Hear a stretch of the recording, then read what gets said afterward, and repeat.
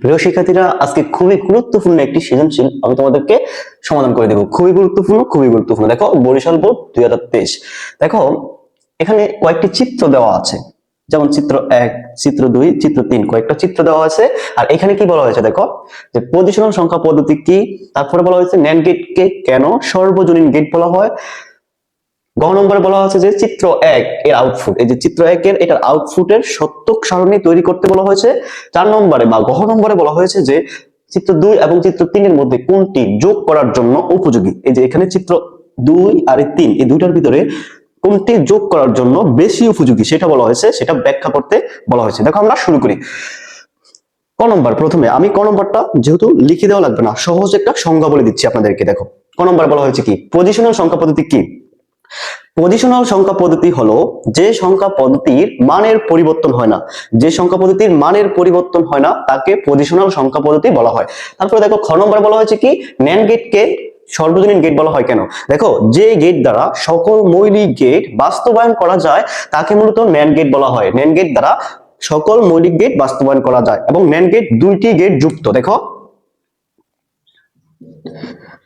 NAND plus not, তাহলে এখানে কয়টি গেট, দুইটি গেট। তাহলে যে গেট দুইটি গেট যুক্ত এবং সকল মৌলিক গেট বাস্তবায়ন করা যায় তাকে ন্যান্ড গেট বা ইউনিভার্সাল গেট বলা হয়। এখন একদম সহজভাবে তোমরা লিখতে পারবা, ঠিক আছে। এখন আসো আমরা গ নম্বর আর গ নম্বর সহজভাবে তোমাদেরকে সমাধানটা করে দেই, যাতে তোমরা এই রিলেটেড যত সৃজনশীল আসবে সহজেই সমাধান করতে পারো। দেখো, গ নম্বরে আমাদেরকে বলছে কি, চিত্র 1, এই চিত্র 1 এর আউটপুট বের করতে। ঠিক আছে, দেখো এই আউটপুটটা বের করা আছে। দেখো, এটার নামটা কি, সত্যক সারণী তৈরি করব। ঠিক আছে, এখন সত্যক সারণী তৈরি করতে হবে। দেখো দেখো আমাদের ইনপুট কয়টা, ইনপুট আমাদের দুইটা। ঠিক আছে, তো আমাদের 2 এর উপরে পাওয়ার 2 দিলে কত হবে, 4। তাহলে আমাদের গড় রাখতে হবে কয়টা, 4টি। দেখো, x y, ঠিক আছে, 1 2 3 3, এই 4টি আমাদের গড় রাখতে হবে কয়টি, 4টি। ঠিক আছে,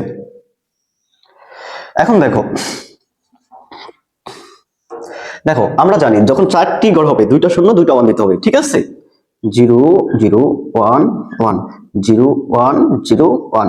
এখন আমাদেরকে প্রথমে নিতে হবে, দেখো এই যে বার, শুধু বারেরটা আগে নিতে হবে। ঠিক আছে, ওয়াই বারটা আগে নিতে হবে, যেহেতু এখানে আর একটা তো বার নাই, তাই আমাদেরকে ওয়াই বারটা আগে নিতে হবে। দেখো, ওয়াই এর সাথে ওয়াই বারের পূরক হবে। ঠিক আছে, 0 থাকলে 1 1 থাকলে 0 0 থাকলে 1 1 থাকলে 0।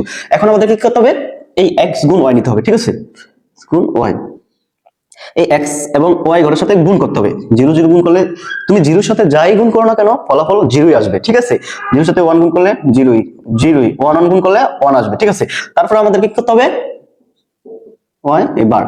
ঠিক আছে,